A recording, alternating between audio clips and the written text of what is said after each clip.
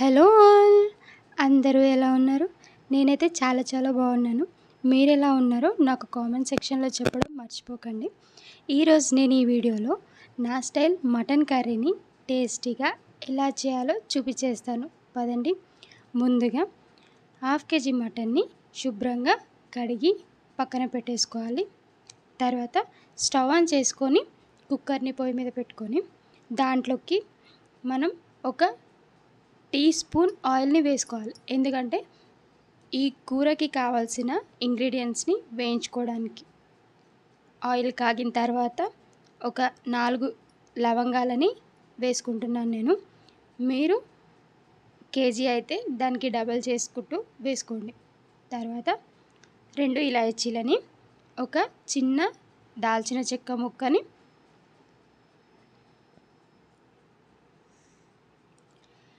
ఒక స్పూన్ మిరియాలని వేసుకోవాలి.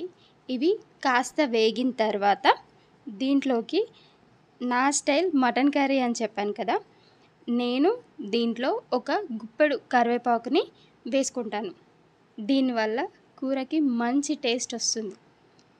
ఇవి కాస్త వేగిన తర్వాత లాస్ట్లో నేను ఒక స్పూన్ గసగసాలని యాడ్ చేసుకుంటాను. ఎందుకంటే గసగసాలు తొందరగా వేగిపోతాయి. అవి ముందే యాడ్ చేసేస్తే మాడిపోయి కూర టేస్ట్ అంతా పాడైపోతుంది. అందుకని నేను లాస్ట్లో యాడ్ చేస్తాను. టేస్ట్ అంతా ఇక్కడే ఉందండి. మనం దీన్ని పర్ఫెక్ట్గా వేయించుకోవాలి. మసాలాలన్నీ ప్రాపర్గా వేయించుకోవాలి. ఇది కంపల్సరీ.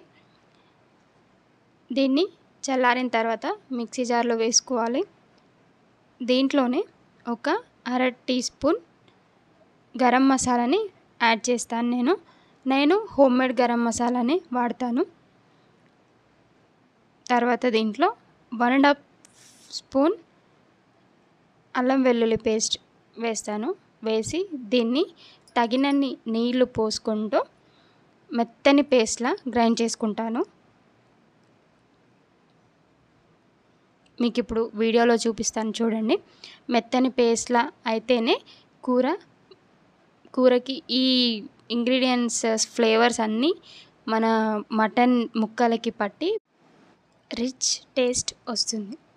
మనం ఇందాక వేయించుకున్న కుక్కర్లోనే కూరని వండుతున్నాము. దాంట్లోనే మనం కూరకి కావాల్సిన ఆయిల్ని 3 స్పూన్స్ ఆయిల్ని వేసుకొని దాంట్లో ఆనియన్ని వేసుకోవాలి. ఆనియన్ వేగిన తర్వాత మనం దీంట్లోనే టమాటోను యాడ్ చేసుకోవాలి.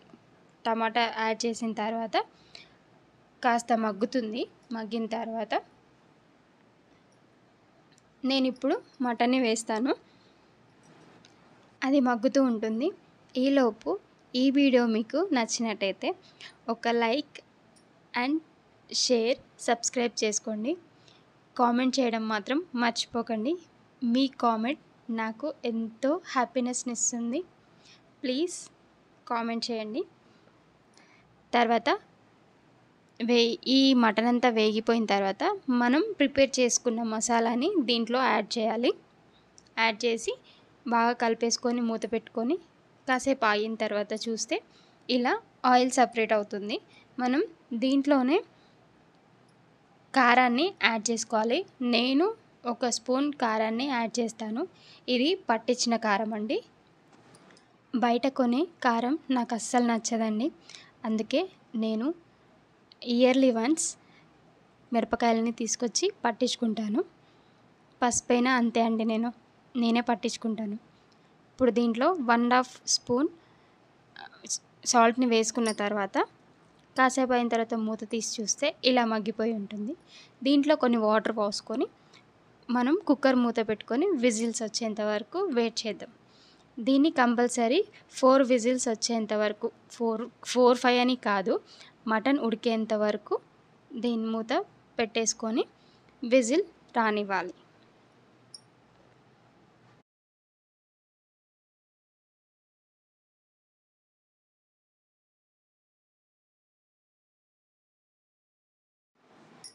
నేను మూత పెట్టే ముందే కొత్తిమీరని యాడ్ చేసుకుంటాను. లాస్ట్‌లో వేసేదానికన్నా ఇప్పుడు వేస్తే ఉడికేటప్పుడు దానికి పడుతుంది.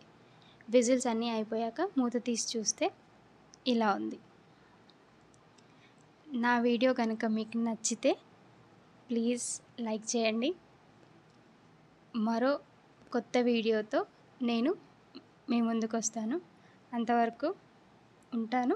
బాయ్ అండి.